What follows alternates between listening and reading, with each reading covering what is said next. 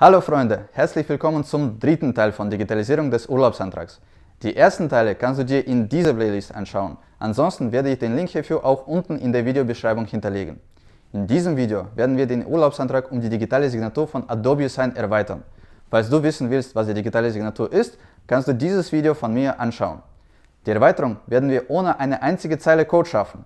Falls du zum ersten Mal auf unserem Kanal bist, würde ich mich freuen, wenn du mich abonnierst und aktivierst die Benachrichtigungen, um keine neuen Videos zu verpassen. Und jetzt legen wir los!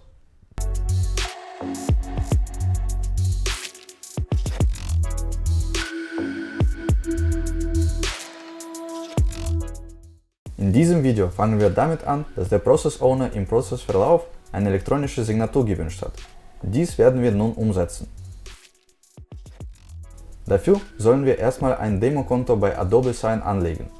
Gehen wir auf Developer-Seite von Adobe und füllen die erforderlichen Informationen. Hier können wir auswählen, ob wir Partnerkommunikation erhalten wollen. Dies brauchen wir erstmal nicht und klicken nun auf Continue. Um ein Konto zu erstellen, füllen wir unsere E-Mail-Adresse, erstellen einen sicheren Kennwort und füllen weitere Daten. Anschließend klicken wir auf Konto erstellen. Danach bestätigen wir unsere E-Mail mit einem Code, den wir per E-Mail erhalten haben. Man kann eine Telefonnummer hinterlegen, aber jetzt brauchen wir das nicht. Nun ist unser Konto bereit. Jetzt können wir in unsere IBPMS gehen und schauen, welche Daten wir für einen Zugriff benötigen. Dafür erstellen wir einen Access-Token im Manage-Bereich. Es wurden verschiedene Tokens zu ganz unterschiedlichen Systemen in der Umgebung bereits erstellt. Wir wollen ein Token für Adobe Sign erstellen. Hier sehen wir, dass Client ID und Client Secret ID benötigt werden. Um diese zu erstellen, gehen wir zurück zu Adobe Sign. Geben wir unsere E-Mail ein und werden gefragt, ob wir eine App installieren wollen. Dies werden wir jetzt überspringen. Nun gehen wir zum Reiter API. Dort suchen wir die API-Anwendungen.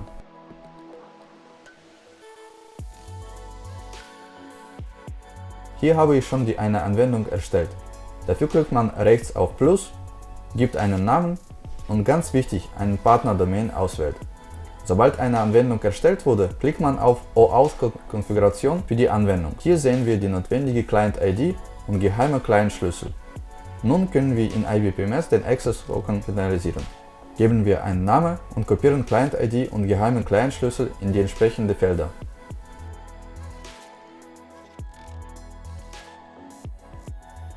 Danach kopieren wir den Redirect-URL aus IBPMS zur Adobe-Anwendung. Zu den Testzwecken geben wir alle Rechte der Anwendung und speichern die App. Testen wir die Zugangsdaten, ob wir ein OAuth-Token bekommen. Melden wir uns an.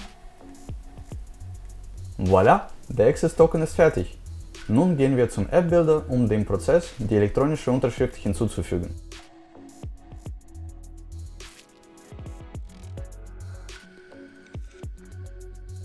Zuerst werden wir die Erstellung des PDFs vorziehen und direkt nach der Freigabe durch Vorgesetzten platzieren.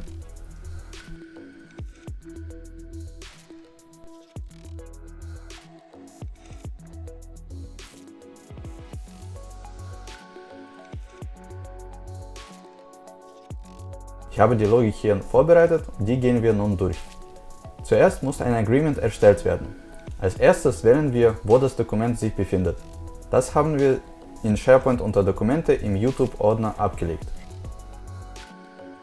Dann konfigurieren wir die digitale Signatur. Der Access-Token haben wir bereits erstellt. Geben wir dem Agreement einen Namen, sequenzielle Reihenfolge und eine Nachricht an den Empfänger. Hier stellen wir ein, wer das Dokument unterschreiben muss. Und hier, wer das überprüfen soll. Als Antwort bekommen wir ein Agreement-ID. Dann stellen wir ein, dass wir einmal pro Minute nach Status des Dokuments erfragen wollen. Dies machen wir anhand von Access Token und dem Agreement ID. Den Status speichern wir in einer Variablen E-Mail Status. Danach prüfen wir, ob der Status gleich Signed ist. Das bedeutet, dass das Dokument nun unterschrieben wurde und wir weitergehen können. Anschließend werden wir das unterschriebene Dokument in SharePoint ablegen. Erstmal legen wir es im gleichen Ordner in der Dokumente-Bibliothek. Hier hinterlegen wir das Agreement ID und wie das Dokument benannt werden muss. Der Rest des Prozesses bleibt unverändert. Somit ist die Anforderung des Process Owners ohne Code realisiert wurde. Wir werden nun die Applikation veröffentlichen und testen.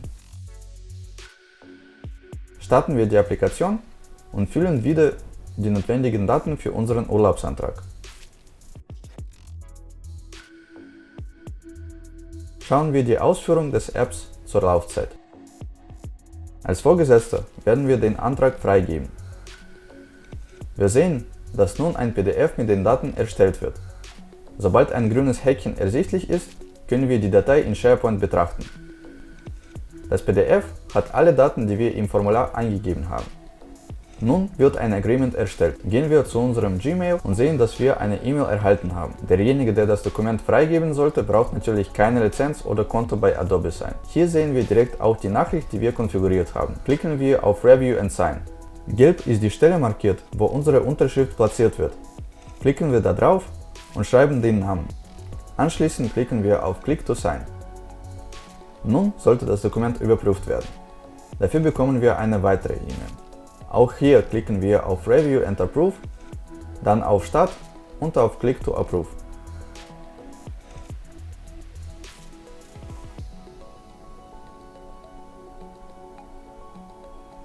Super, das Dokument ist nun elektronisch unterschrieben. Dies können wir nun auch im Prozessmodell betrachten. Jede Minute wird hier in der Schleife der Status überprüft. Danach wird das unterschriebene Dokument in SharePoint abgelegt. Das Dokument ist da und wir sehen den Unterschrift und bei lizenzierter Version auch den digitalen Nachweis von Adobe Sign. Weitere Schritte wurden nicht geändert und der Prozess läuft bis zu Ende ganz normal durch.